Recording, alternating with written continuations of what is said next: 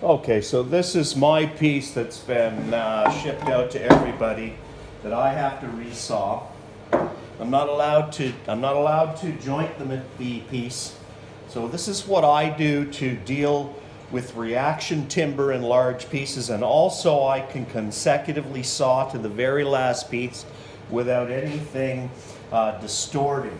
So I just take an old cedar dry. I have a bunch of this. I use it for this occasion. And I'm just going to glue this piece onto that. But I'm not just going to glue it on willy-nilly. This is my face I am told I have to cut to.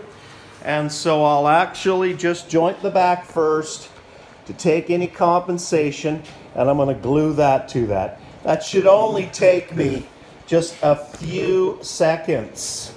So I'll glue that on, let it set today.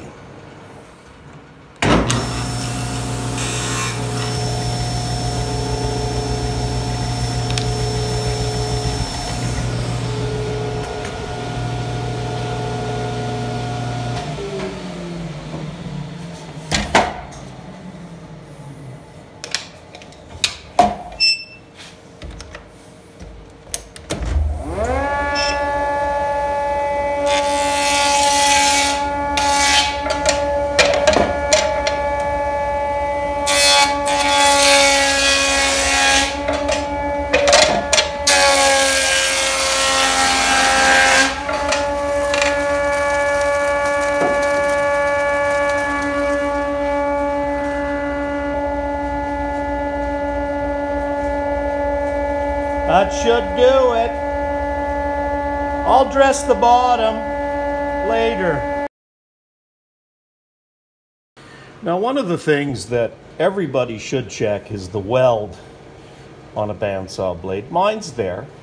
And the sign of a quality weld is that the teeth gullets are going to be equal.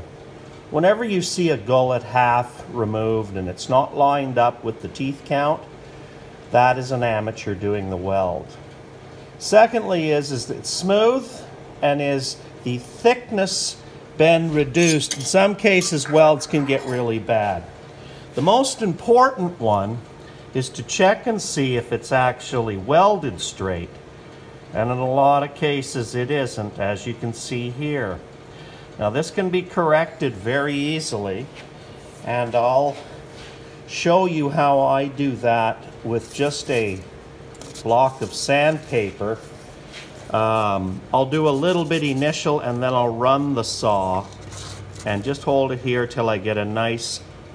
Okay, here's how you improve the back of the blade. And this will take the hump out of the weld, as I said earlier. It'll also take any of the stamping of the bar. These are all punched out with stamps, and so they can have a sharp edge. It will extremely improve the thrust bearing's life because the blade will not have lashing. So I put a little zero clearance plate, and it allows me to put a little pressure on the front. Now you want to use light pressure, okay? And you want to stay at 90 to the thrust bearing. This will give you a lot of surface. Now it doesn't take much. You can feel it in your hands.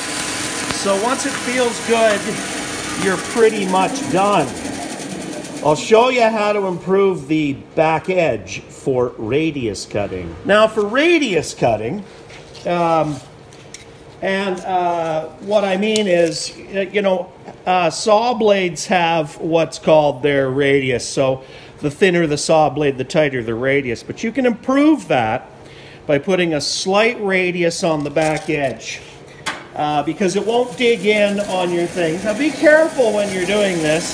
But I'm just using cloth paper, and I'm just